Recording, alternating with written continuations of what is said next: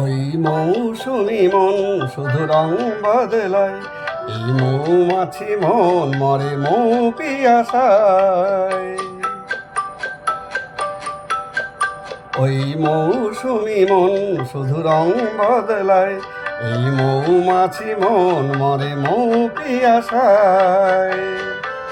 সোনা রঙ্গিরি তটিনী রঙ্গিরি জল তরঙ্গিরি তাকে দোলায়, মরি যে হায়।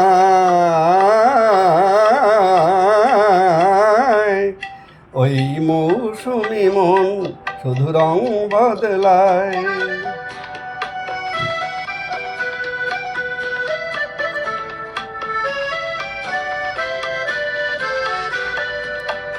জানি না জানি না কি মধুর আবেশে কি কথা ভাবে সে, জানি না কি নিয়ে থাকে সে, কি ছবি আঁকে সে যে রে, জানি না তার দুকুলে ভাসানো লহরি কাঁপানো ভাবেরও খেলাতে বেলা যে যায়। সোনা রঙ্গিরে তটিনী রঙ্গিরে জল তরঙ্গিরে তাকে দোলায়, মরি যে হায়।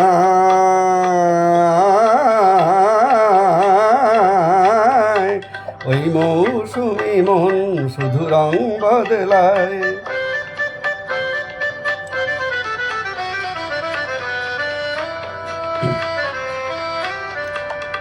কি করে কাটি ও মনে দায়, ও চোখে আঁকি অনুরাগ। কি করে কাটি ও মনে দায়, ও চোখে আঁকি অনুরাগ।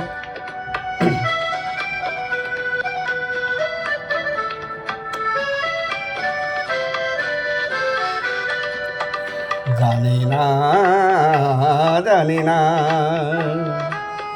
কি করে কবে সে আমারই হবে সে, জানি না কি ভালো বোঝে সে, কি আজও খোঁজে সে যে রে, জানি না তার প্লাবনে ভাসানো নেশাতে মেশানো রূপেরই তরি সে বাঁধে কোথায়। সোনা রঙ্গিরে তটিনী রঙ্গিরে জল তরঙ্গিরে তাকে দোলায়, মরি যে হায়।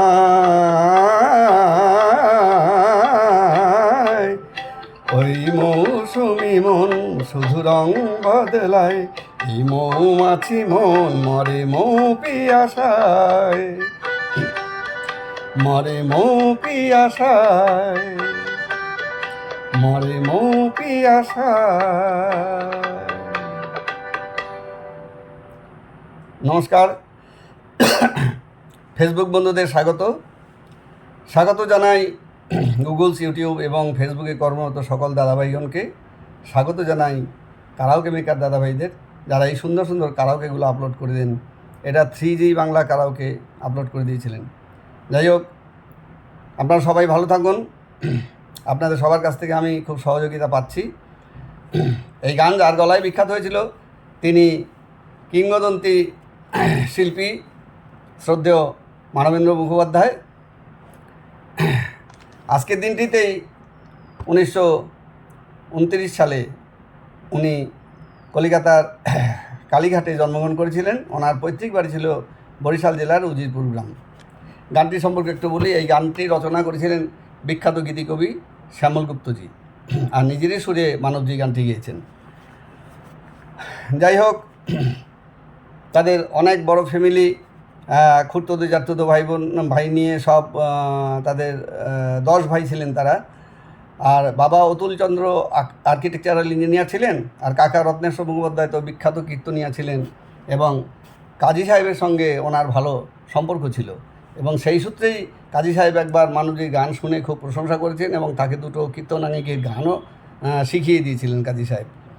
যাই হোক, এই সঙ্গীতের আবহে বড় হয় এবং বড় হয়ে ধীরে ধীরে বিভিন্ন ওস্তাদের কাছে গান সেবা এবং ধীরে ধীরে তিনি কিংবদন্তি শিল্পীতে পরিণত হয়েছিলেন।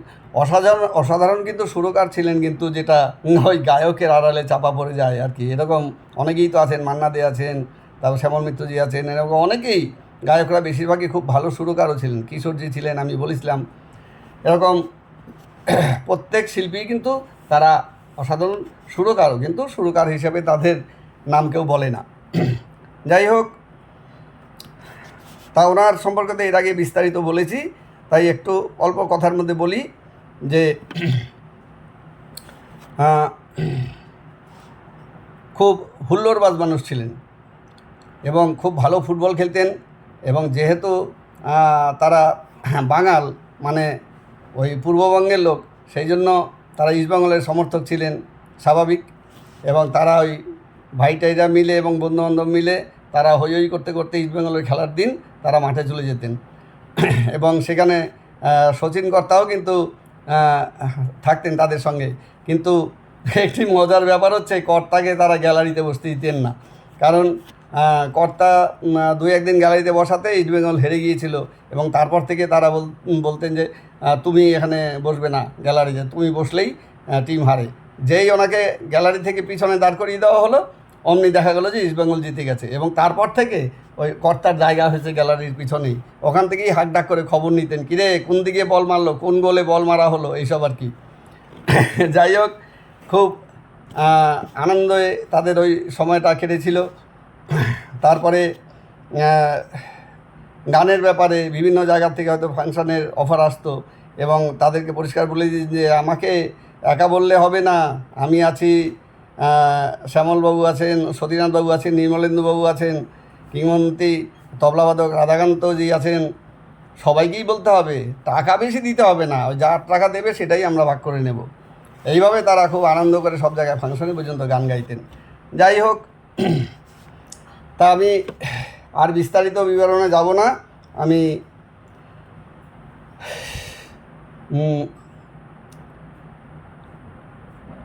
আমার এক বাল্যবন্ধু, নাম সুধীর দাস, চাকদা থেকে অনুরোধ করেছিল আমাকে একটি গান শোনানোর জন্য, নজরুল গীতি গানটি, বাগিচায় বুলবুলি তুই। তো এটি মানবজির কণ্ঠে তো অতিমাত্রা পেয়েছে। একটা কথা বলি যে আধুনিক গানই হোক আর নজরুল গীতি হোক, মানবজির হাত ধরেই কিন্তু এই গানগুলো খুব উচ্চ মাত্রা পেয়েছিল আমাদের এই বাংলায় এবং খুব জনপ্রিয় হয়েছিল। যাই হোক, নজরুল গীতিতে তো তিনি ছিলেন এক এবং অদ্বিতীয়। যাই হোক, তবে এই কারাওকেটি আমি যেটা পেয়েছি, এটা একটা নর্মাল একটা নজরুল গীতির কারাওকে। এখানে মানবজি যে কায়দায় গান গেয়েছেন, অত কিছু করা যাবে না, তাহলে আমি ট্র্যাকের বাইরে চলে যাব। যাই হোক, আমি চেষ্টা করছি যেটুকু গাওয়া যায়।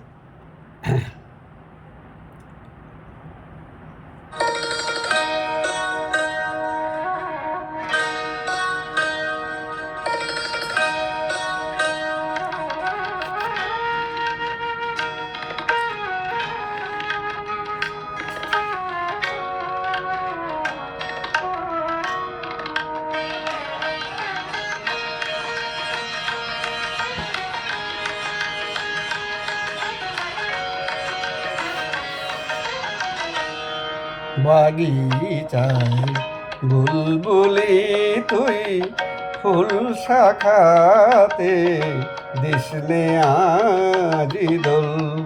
বাগিচায় বুলবুলি তুই, ফুল শাখাতে দিসনে আজি দোল। আজও তার ফুলকলিদের ঘুম টুটেনি, তন্রাতে বিলল। বাগিচায় বুলবুলি তুই, ফুল শাখাতে দিসনে আজি দোল।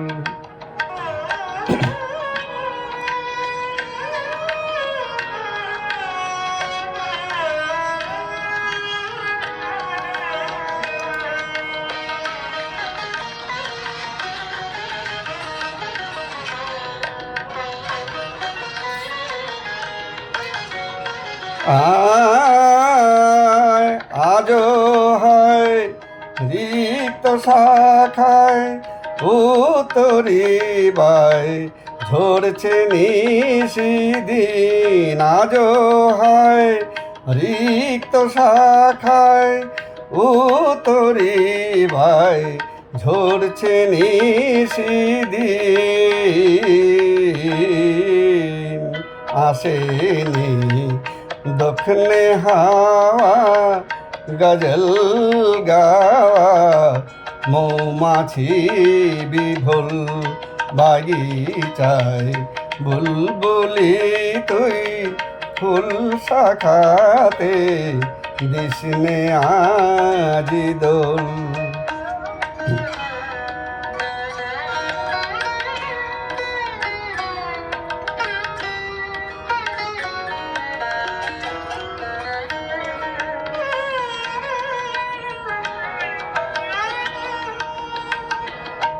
কবে সেই ফুলকুমারী ঘোমটা চিরি আসবে বাহিরে কবে সেই ফুলকুমারী ঘোমটা চিরি আসবে বাহিরে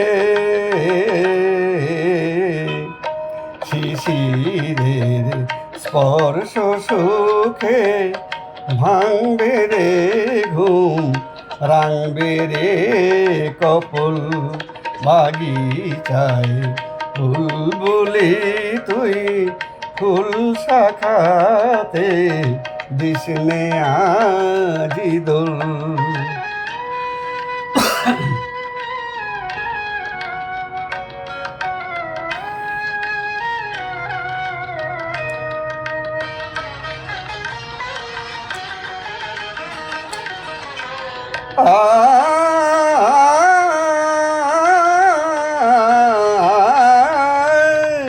ফাগুনের মুকুল জাগা দুকুল ভাঙা আসবে ফুল লেবার ফাগুনের মুকুল জাগা দুকুল ভাঙা আসবে ফুলের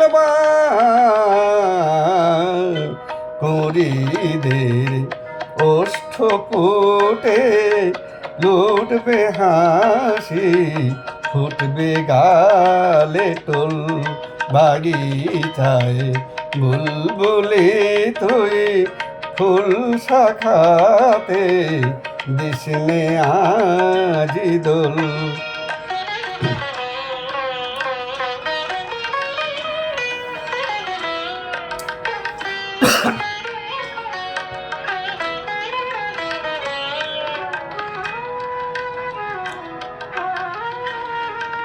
কবি তুই গন্ধে ভুলে ডুবলি জলে কুল পেলি নে আর কবি তুই গন্ধে ভুলে ডুবলি জলে কুল পেলি নে আর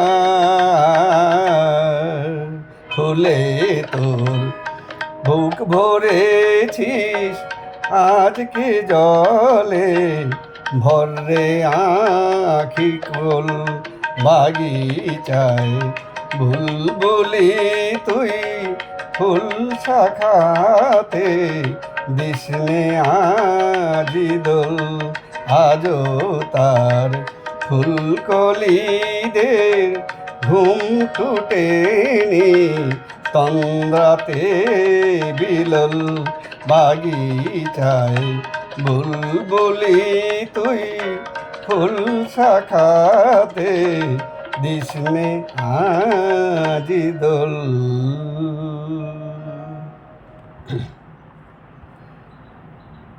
অসম্ভব জনপ্রিয় হয়েছিল তার সময় নজরুলগীতি তার কণ্ঠে। যাই হোক, আরও অনেক কিংবদন্তি শিল্পীরাও আছেন, তারাও খুব ভালো গেয়েছেন নজরুলগীতি। আর একটা কথা হচ্ছে, আমাদের একটুখানি মন খারাপ, কারণ আমাদের প্রতিবেশী রাষ্ট্রে একটা অগ্নিগর্ভ অবস্থা চলছে, সেখানে ভাঙচুর লুটতরাজ এই সমস্ত চলছে। আমরা আশা করব যে ওনাদের সুমতি হোক এবং বাংলাদেশের স্থিতিশীলতা ফিরে আসুক। কারণ বাংলাদেশের সঙ্গে আমাদের কিন্তু একটু নারীর টান আছেই। আমাদের ভারতের এই তথা বাংলার অনেক মানুষ আছেন যাদের পৈতৃক ভিটে কিন্তু বাংলাদেশে। সুতরাং আমরা চাইব যে বাংলাদেশে শান্তি ফিরে আসুক, বাংলাদেশের স্থিতিশীলতা ফিরে আসুক। শ্রদ্ধেয় শিল্পীর চরণে আমার শতকোটি প্রণাম জানাই। আপনারাও সবাই ওনাকে শ্রদ্ধা নিবেদন করুন। সবাই ভালো থাকুন। আজ আসি, আবার দেখা হবে। নমস্কার।